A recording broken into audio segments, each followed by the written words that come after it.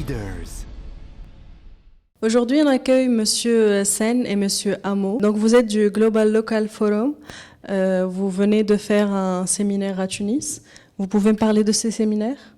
Nous avons répondu à l'invitation de l'Association internationale des régions francophones qui a décidé d'organiser ici à Tunis une grande conférence internationale sur la décentralisation et la gouvernance. Qu'est-ce que la décentralisation? La décentralisation aussi, elle concerne l'Afrique de l'Ouest, elle concerne la Tunisie, mais elle concerne beaucoup de pays dans le monde.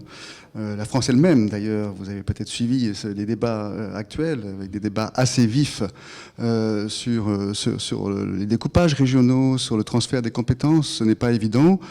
En plus, vous l'aviez évoqué, je crois, la décentralisation n'est pas toujours clairement perçue. Donc le débat est parfois un peu, ambigu, en tout cas pas clair, dans la mesure où on ne parle pas forcément de la même chose. La décentralisation, c'est un processus à travers lequel l'État central modifie ses moyens d'action sur le territoire. L'État central décide alors de créer des entités locales dotées d'autonomie, des entités auxquelles justement l'État va transférer du pouvoir, va transférer aussi du savoir, donc des capacités, des ressources humaines, va transférer aussi des moyens financiers pour une action locale beaucoup plus ciblée, pour une endogénéisation des politiques publiques, pour une territorialisation des politiques publiques, pour aussi plus de démocratie locale.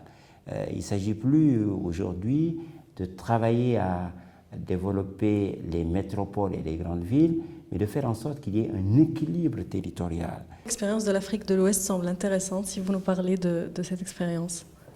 Alors, c'est une expérience qui est surtout marquée par le tournant des années 90, le discours Labo, la démocratisation, la décentralisation. Et pratiquement tous les pays de l'Afrique de l'Ouest, francophones en tout cas, ont décidé de passer à une communalisation intégrale, de créer un deuxième échelon de décentralisation. En plus, la commune, essentiellement, c'était la région. Et aujourd'hui, des pays comme le Mali, qui fait face à une crise assez difficile, ont décidé d'utiliser la décentralisation, la régionalisation en particulier, pour mieux répondre aux attentes des populations de ce pays, pour mieux prendre en compte les attentes de la diversité culturelle. Et je peux dire que de ce point de vue, oui, les résultats obtenus rassurent quant à l'intérêt d'aller vers une décentralisation. Le Sénégal, qui est un très grand laboratoire, a créé des régions, est revenu là-dessus et envisage de créer des pôles territoires qui redeviendront peut-être aussi des régions. Le Burkina, qui est dans sa crise, a déjà communalisation intégrale, région, et travaille justement à renforcer ses collectivités locales. Donc c'est donc dire que globalement, il y a un ancrage qui est en train de se renforcer, il y a une volonté de renforcer cette décentralisation, et la question aujourd'hui, c'est de dire comment pousser l'État central à accepter de partager équitablement les ressources, parce que l'État hésite à transférer les ressources financières. Ce qui fait que malgré les bonnes intentions, malgré les bonnes initiatives, si les pouvoirs décentralisés n'ont pas les moyens qu'il faut, effectivement, la décentralisation ne risque pas de marcher. Comment la Tunisie peut s'enrichir des différentes expériences mondiales?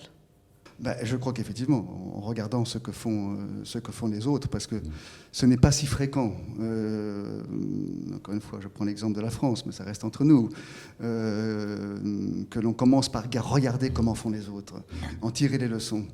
On lance comme ça des réformes, et puis voilà, et puis on peut se tromper, on ne sait pas comment revenir en arrière, alors que si on regardait un peu plus ce que font les autres, et leur expérience, peut-être qu'on pourrait un peu mieux progresser. L'un des constats de nos travaux, c'est qu'il n'y a pas il y a des références, mais il n'y a pas de modèle. Parce que les modèles, c'est toujours relatif. C'est relatif à un environnement, c'est relatif à une histoire et c'est évolutif. On a parlé beaucoup du modèle français, mais lui-même est en crise. Donc, et on ne sait pas d'ailleurs ce qu'il sera demain. Donc c'est plutôt des références. Nous tous avons conscience que c'est un processus apprenant.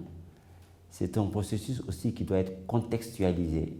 Comme il le disait tantôt, M. Hamon, il n'y a pas de solution idéale. Et chaque pays doit travailler à trouver l'équilibre, la décentralisation qu'il faut pour son contexte, l'époque, les acteurs et puis les attentes des populations. Ce que nous pouvons dire, c'est qu'il faut y aller avec méthode, avec une certaine prudence, dans une démarche très inclusive. Il ne faut pas que ce soit quelque chose de dicté, il ne faut pas que l'horloge accélère les choses au point qu'on ne prenne pas le temps de faire les échanges qu'il faut. Et je pense que pour construire une décentralisation réussie, il faut dialoguer, il faut se parler, il faut accepter de prendre le temps. Et il faut aussi cultiver cette démarche du consensus, du dialogue et puis de la concertation. Et je pense que ce sont là aussi des caractéristiques que nous retrouvons très bien au niveau du peuple tunisien. Nous sommes très confiants que la Tunisie, dans quelques années, sera un pays, je ne dirais pas modèle, mais en tout cas une référence en matière de décentralisation réussie.